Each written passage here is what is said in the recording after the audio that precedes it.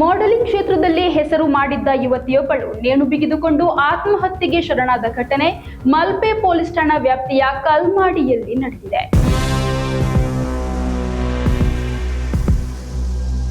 ಕಲ್ಮಾಡಿ ನಿವಾಸಿ ರತ್ನ ಅವರ ಪುತ್ರಿ 27 ವರ್ಷದ ಕೃತಿ ಬಂಗೇರ ಆತ್ಮಹತ್ಯೆಗೆ ಶರಣಾದ ಯುವತಿ.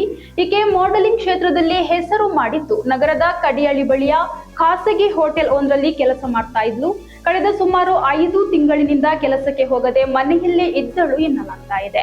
ರತ್ನ ಅವರು ಆಗಸ್ಟ್ 6ರಂದು ಕೆಲಸದ ನಿಮಿತ್ತ ಮಲ್ಪೆಗೆ ತೆರಳಿದ್ರು.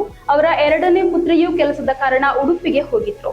ಮಧ್ಯಾಹ್ನ ಸುಮಾರು 1 ಗಂಟೆಗೆ ಮನೆಗೆ ಹಿಂದಿರುಗಿದ ವೇಳೆ ಕೃತಿ ತನ್ನ ತಾಯಿಯನ್ನು ಮನೆಯ ಹೊರಗೆ ಕಳುಹಿಸಿ ಒಳಗಿನಿಂದ ಬಾಗಿಲು ಹಾಕಿಕೊಂಡಿದ್ರು. ಬಾಗಿಲು ತಟ್ಟಿದ್ರು. ಯಾವುದೇ ಪ್ರತಿಕ್ರಿಯೆ ಬರದ ಹಿನ್ನೆಲೆಯಲ್ಲಿ ಅವರು ತಮ್ಮ ಸಹೋದರ ಚಂದ್ರ ಅವರಿಗೆ ಕರೆ ಮಾಡಿ ಸ್ಥಳಕ್ಕೆ ಕರೆಸಿದ್ದಾರೆ. ಬಳಿಕ ಬಾಗಿಲು ಒಡೆದು ಒಳಗೆ ಪ್ರವೇಶಿಸಿದಾಗ ಬೆಡ್ರೂಮ್ನಲ್ಲಿ ಫ್ಯಾನಿಗೆ ವೇಲ್ನಲ್ಲಿ ನೇಣು ಬಿಗಿದ ಸ್ಥಿತಿಯಲ್ಲಿ ಕೃತಿ ಮೃತರಾಗಿರುವುದು ಕಂಡು ಬಂದಿದೆ ಎಂದು ದೂರಿನಲ್ಲಿ ಉಲ್ಲೇಖಿಸಲಾಗಿದೆ.